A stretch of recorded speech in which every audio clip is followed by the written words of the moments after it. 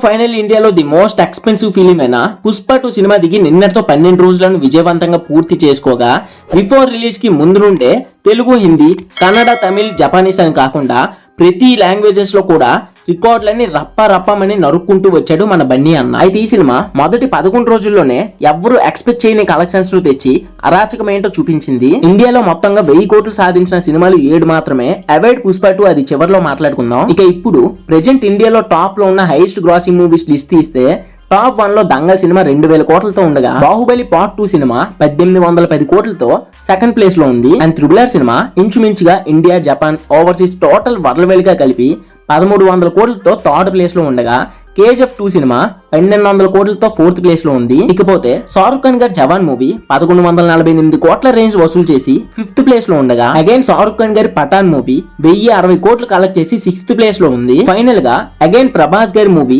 కల్కి సినిమా అన్నది 1042 కోట్లు వసూలు చేసి 7th ప్లేస్ లో ఉంది. ఇప్పుడు coming to the point, Pushpa 2 విషయానికి వస్తే 10 డేస్ కి సినిమా 1292 కోట్లు కలెక్ట్ చేయగా కేవలం 11 రోజుల్లోనే 1400 కోట్ల గ్రాస్ మార్క్ ను దాటేసి 1409 కోట్లు కలెక్ట్ చేసింది. ఇవన్నీ ఆల్ టైమ్ రికార్డ్స్ అయ్యా. కానీ ఇక్కడ పాయింట్ అది కాదు. Pushpa 2 cinema highest grossing movies list లో ఏ ప్లేస్ లో ప్రెజెంట్ ఉంది, ఏ ప్లేస్ కి వెళ్లే అవకాశం ఎక్కువగా ఉంది అన్నది మాట్లాడుకుందాం. అగైన్ లిస్ట్ చూస్తే as well as Dangal movie first place లో, సెకండ్ లో బాహుబలి 2, థర్డ్ లో పుష్ప 2, ఫోర్త్ లో త్రిబుల్ ఆర్, ఫిఫ్త్ లో KGF 2, 6th లో జవాన్ అండ్ 7th లో పఠాన్, 8th లో కల్కీలు ఉన్నాయి. ఇప్పుడు మెయిన్ ప్లాట్ అండ్ పెద్ద క్యూరియాసిటీతో ఉన్న క్వశ్చన్ ఏంటి అంటే థర్డ్ ప్లేస్ లో ఉన్న పుష్ప 2 సినిమా బాహుబలిని దాటి సెకండ్ ప్లేస్ లోకి, దంగల్ ను దాటి ఫస్ట్ ప్లేస్ లోకి రాగలదా?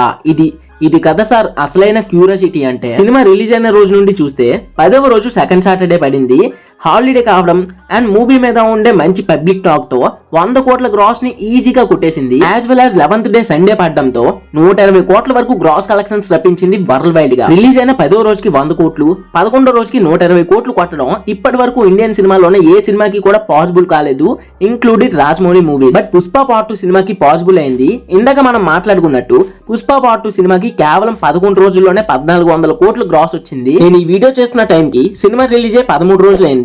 అంటే 11 రోజులకి 1409 కోట్లు కలెక్ట్ చేసిన ఈ సినిమా సినీ వర్గాల న్యూస్ ప్రకారం, అంచనాల ప్రకారం 12వ రోజు ఇంచుమించుగా 50 కోట్లు, 13వ రోజు ఇంచుమించుగా 40 నుంచి 45 కోట్లు వసూలు చేస్తుందని చెప్తున్నారు. అంటే దాన్ని బట్టి టోటల్ 13 డేస్ కి సినిమా 1500 కోట్ల మార్క్ ని రీచ్ అయినట్టు. అంటే బాహుబలి సినిమాకి ఇంకో 300 కోట్లు, అదే దంగల్ సినిమాని రీచ్ అవ్వాలంటే ఇంకో 500 కోట్లు రాబట్టాల్సి ఉంది. నాకు తెలిసి సినిమాకి ప్రెజెంట్ ఉన్న పాజిటివ్ టాక్ అన్నది కంటిన్యూ అయ్యి నెక్స్ట్ వీక్ కాగా ఆ నెక్స్ట్ వీకెండ్ అంటే క్రిస్మస్ లేదా న్యూ ఇయర్ వరకు గట్టిగా ఆడేసింది అనుకోండి. అంటే ఇంకో 2 వీక్స్ అన్నమాట.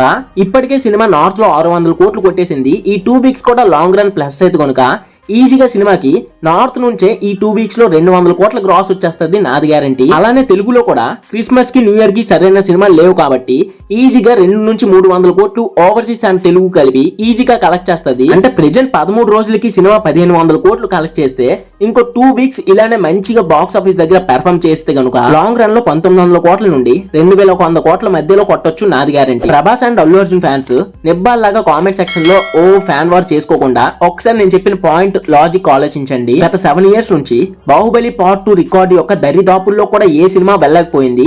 అది ప్రభాస్ అన్న గొప్పతనం. సో ప్రభాస్ అన్న ఫ్యాన్స్ కాలర్ ఎగరేసుకోండి. అదే 7 ఇయర్స్ ఏ సినిమా కూడా టచ్ చేయని day 1 record and long run లో కొడితే ఒకవేళ లాంగ్ రన్ రికార్డు రెండింటిని కూడా ఒకేసారి మన పుష్పరాజ్, మన బన్నీ అన్న సింగిల్ హ్యాండ్ 1 మ్యాన్ షోతో చెక్ పెట్టాడు. ఇది మన బన్నీ అన్న ఫ్యాన్స్ కాలర్ ఎగరేసుకున్న పాయింట్. సో ఇక్కడ బన్నీ అన్న ఫ్యాన్స్, ప్రభాస్ అన్న ఫ్యాన్స్ ఏ మాత్రం కూడా డిస్కషన్స్ లేకుండా అందరం కూడా కలిసి మెలిసి వెళ్ళిపోతాం. ఇప్పటి నుంచి ఇండియా ఫిలిం అంటే TFI గుర్తు రావాలి. అది మైండ్ లో పెట్టుకొని ఫ్యాన్ వార్ తొక్కతోళ్ళు ఏం పడకుండా ప్రతి ఒక్క హీరో ఫ్యాన్, ప్రతి ఒక్క తెలుగు యాక్టర్ ని సపోర్ట్ చేసుకుంటూ వెళ్తారని నా యొక్క ఒపీనియన్ తో ఈ వీడియో చేశాను. సో వీడియో ఎంతో కొంత ఇన్ఫర్మేటివ్ గా అనిపించినా లేదా డార్లింగ్ అన్న, బన్నీ అన్న ఫ్యాన్స్ కంబైన్డ్ గా ఎవరైతే ఉన్నారో ప్రతి ఒక్కరు కూడా వీడియోకి ఒక లైక్ చేసి ఛానల్ ని సబ్స్క్రైబ్ చేసి సపోర్ట్ చేస్తారని కోరుకుంటున్నా.